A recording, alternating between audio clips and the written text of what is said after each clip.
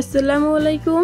আজকে আমি মাত্র 1 কাপ বুটের ডাল আর 2টো আলু দিয়ে ভীষণ মজার নাস্তা রেসিপি শেয়ার করছি। মুচমুচে এই নাস্তাটি ঘরে থাকা মাত্র কয়েকটা উপকরণে যে কেউ বানাতে পারবেন। এই নাস্তাটি আপনি বিকালে চায়ের সঙ্গে খেতে পারেন। আবার যদি কোনো মেহমানকে পরিবেশন করেন তাহলে সে ধরতে পারবে না যেটা আপনি নিজে হাতে বানিয়েছেন। এই নাস্তাটি একটা খেয়ে কখনোই কারো মন ভরবে না, এতটাই ক্রাঞ্চি আর নাস্তাটি ভীষণ হেলদি। চলুন তাহলে রেসিপিটা শুরু করি। এখানে আমি 1 কাপ বুটের ডাল সেদ্ধ করে নিয়েছি, আর আপনি এখানে যে কোনো ডাল ইউজ করতে পারেন। ডাল সেদ্ধ করার পরে যে এক্সট্রা পানি ছিল সেটাকে আমি খুব ভালো করে শুকিয়ে নিয়েছি। এবার একটি ম্যাশারের সাহায্যে ডালটাকে খুব ভালো করে স্ম্যাশ করে নিব, যেন এর মধ্যে কোনো গোটা ডাল অবশিষ্ট না থাকে। এখানে আমি 2টো বড় সাইজের আলুকে সেদ্ধ করে নিয়েছি।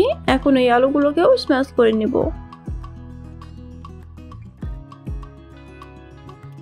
এবার এর মধ্যে দিব স্বাদমতো লবণ, গোলমরিচ গুঁড়ো, ধনেপাতা কুচি, ঝালের জন্য কাঁচা লঙ্কা কুচি, কিছুটা আদা রসুন কুচি, সেই সাথে একটা ছোট সাইজের পেঁয়াজ কুচি। বাইন্ডিং এর জন্য এখানে আমি 2 টেবিল চামচ কর্নফ্লোর ব্যবহার করছি, তবে এর পরিবর্তে আপনি চালের গুঁড়ো অথবা ব্রেড ক্রাম্ব ইউজ করতে পারেন। আর চাইলে এখানে আপনি একটা ডিম ব্যবহার করতে পারেন। সবকিছু একসঙ্গে খুব ভালো করে মিশিয়ে নিব। আর এই পর্যায়ে আপনি লবণটা একবার দেখে নিতে পারেন।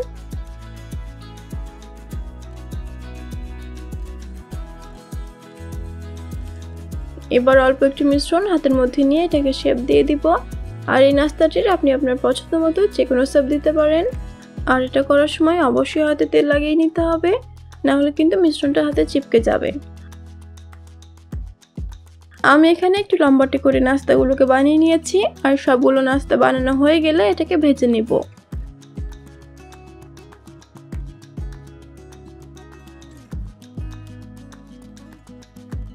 চুলায় প্যানের মধ্যে আগে থেকে তেল গরম করে নিয়েছি। এবার একে একে সব নাস্তাগুলোকে দিয়ে দিব। হাই ফ্লেমে নাস্তাগুলোকে উল্টে পাল্টে গোল্ডেন ব্রাউন করে ভেজে নিতে হবে।